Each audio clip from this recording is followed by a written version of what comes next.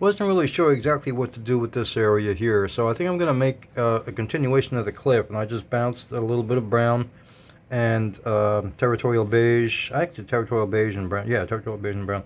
Just up and down to make a little bit of a cliff face. Now I'm just going to start building up on that and kind of tie it in with this one over here because I didn't really know what else to do. And I'm not really sure what to do with the front yet because it doesn't really look flat. It kind of looks like it's more of the face. So I don't really know exactly how I'm going to work on that, but I'll figure something out with that. So let me pause it here. Alright, what I'm going to do now is literally just dry brush a very, very, very fine tan. As you can see, just on the cliff faces, kind of bring them out a little bit. Because where the flattest is going to be hitting the sun the most. And it's going to be weathered. Okay? Kind of like that. And we'll start building on that with shadows and stuff. Okay, that was just all put in with a little shushy brush, one of those little shushy crappy brushes I have. Now I'm using a little bit finer of a brush, not too fine. Well, I mean, it's not small, but it's still kind of fine. And I'm going to start putting in, like, just a little bit of grass and stuff up on top, just to show that there is a top to the cliff face.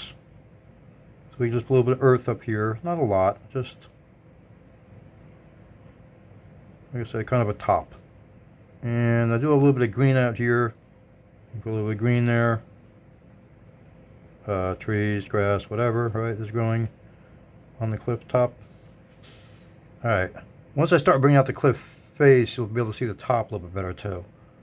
I don't want too much here. There looks like it's a crack that's going down. We can build it out this way. Have a little bit of grass up there. Do it that way. As you can see, I'm bouncing it and I'm letting the brush, letting the paint just wear off on the brush. So it's really bright up there and it's not too bright down here. So a little top like that. So now we have a little grassy top. The grassy knoll. Payne's gray across the bottom to show that there is a base to this cliff. There is a little bit of a crack in here. We can start building up on that a little bit later too. More with black than Payne's gray because I want to be more exact. Some of the shadows, some of the areas, you can leave nondescript with Payne's gray, a little bit grayish. If you actually want a cave, then I tend to go for the pure black. I don't actually know if I want caves in here. This is looking pretty good right now, just with the dark base here.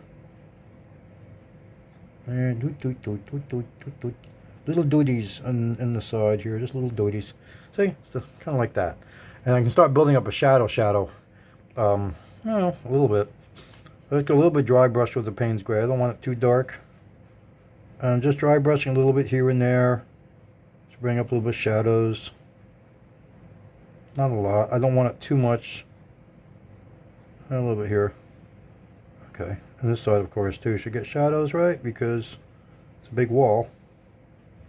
And it's showing up flat now. There we go. Ta-da, like that. Alright, this actually should get more than... Again, shadows shouldn't be starting halfway out either. Shadows should start right in at the base of the cliff and then work their way out. Alright, speaking of the base of the cliff. Base of the cliff, a little bit dirty, right? Especially around like broken rock areas and stuff like that. Dry brushing very, very, very lightly with Payne's gray. Just to make it a little bit darker. Especially around the opening. And it looks pretty good right there.